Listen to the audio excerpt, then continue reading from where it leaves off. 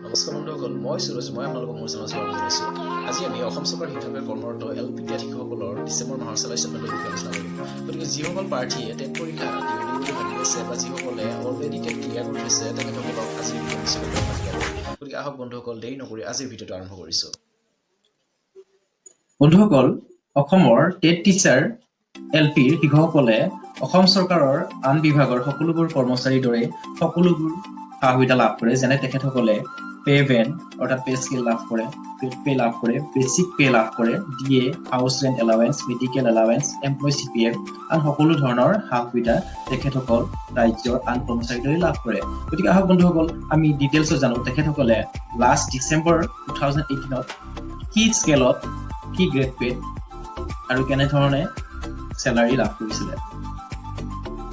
টিচাৰসকলে ডিচেম্বৰ মাহত pay band অৰ্থাৎ pay scale আছিলে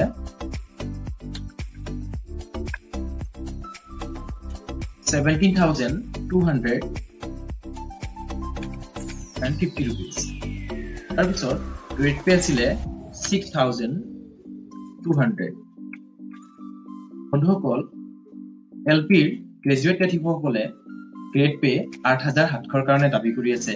যদিহে তেখেতসকলৰ এই দাবী পূৰ্ণ হয় তে নিশ্চয়কৈ তেখেতৰ দৰমহা আৰু যথেষ্ট বৃদ্ধি পাব। গতিকে মই তেখেতসকলৰ তেওঁলোকৰ দাবী পূৰ্ণ হওক বুলি কামনা কৰিলো। আহক বন্ধুসকল, ইয়াৰ পিছত টিচাৰসকলে বেচিক পে লাভ কৰে, অৰ্থাৎ গ্ৰেড পে স্কেল আৰু গ্ৰেড পে দুটা লগ লাগি বেচিক হয়। গতিকে বেচিক হয় তেখেতক লাভ কৰে 23,450 rupees। ইয়াৰ পিছত DA লাভ কৰে বেচিকৰ 9%, অৰ্থাৎ 2,111 rupees। ইয়াৰ পিছত হাউচ ৰেণ্ট এলাৱেন্স অৰ্থাৎ ঘৰ ভাড়া লাভ কৰে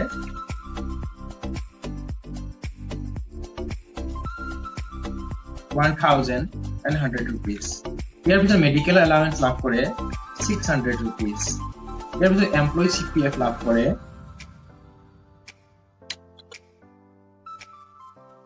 885 rupees। গতিকে তেখেতসকলে গ্ৰছ চেলাৰী লাভ কৰে 28,176 rupees। গতিকে তেখেতসকলৰ কিছুমান ডিডাকশ্যন হয়, যেনেকে তেখেতসকলে প্ৰফেশ্যনেল টেক্স দিব লাগে, CPF তেখেতসকলৰ টকা কাটে আৰু এমপ্লয় CPF-তো তেখেতসকলৰ কিছু টকা কাটে। গতিকে আমি জানো আহক তেখেতসকলৰ ডিডাকশ্যন কিমান টকা হয়। গতিকে তেখেতসকলৰ পি টেক্স দিব লাগে 208 টকা। তাৰপিছত CPF তেখেতসকলে দিব লাগে 780 rupees আৰু এমপ্লয় CPF-ত তেখেতসকলৰ জমা হয় 885 rupees। গতিকে তেখেতৰ টোটেল ডিডাকশ্যন হয়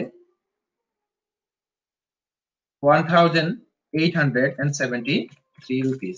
গতিকে তেখেতসকলে নেট চেলাৰী লাভ কৰে, টোটেল গ্ৰছ চেলাৰীৰ পৰা টোটেল ডিডাকশ্যনৰ পিছত তেখেতসকলে নেট চেলাৰী লাভ কৰে 26,273 rupees। গতিকে বন্ধুসকল, আজি আমি টেট শিক্ষকসকলৰ লাষ্ট 2000 ডিচেম্বৰ মাহৰ চেলাৰী ষ্টেটমেণ্টৰ বিষয়ে আজি আমি বিতংভাৱে জানিলো। গতিকে এনেকুৱা ভিডিঅ' পাই থাকিবৰ কাৰণে মোৰ চেনেলটো লাইক কৰক, ছাবস্ক্ৰাইব কৰক আৰু শ্বেয়াৰ কৰক। ধন্যবাদ।